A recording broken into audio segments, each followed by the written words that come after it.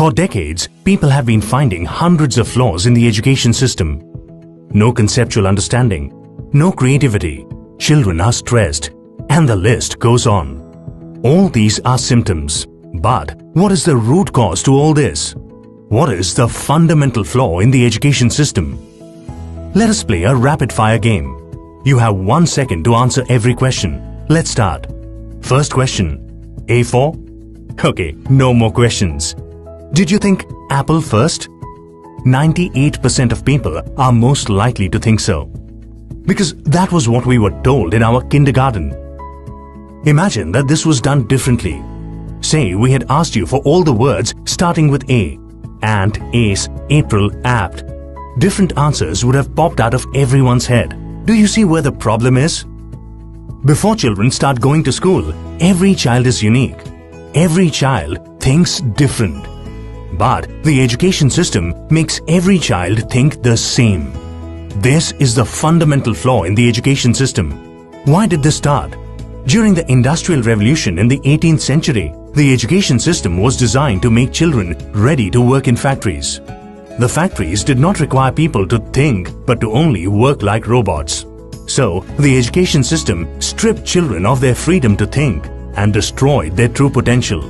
The same education system continues even today. Only the industries have changed. A study by NASA shows that 98% of children think different before they start going to school. As they go through this education system, at 25 years of age, only 2% think different and 98% think the same. So how does the education system make every child the same? Let's go back to the apple example. Kindergarten lessons told us that A is for apple. We asked you for words that start with A. Our education system gave us the answers.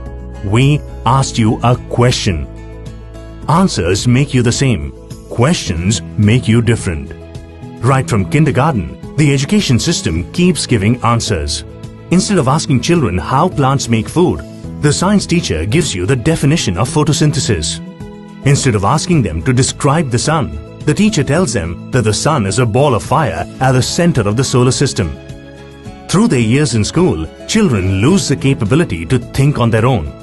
Whether it is their choice of career or their relationship or any situation in life, they become dependent on others for answers. They completely lose their true nature and their extraordinary potential remains unrealized. Now, we face a million problems in the world for which we are only awaiting answers. So, what is the solution? We need an education system that recognizes that every child is different and is questioning based so that it brings out the extraordinary human potential in every child.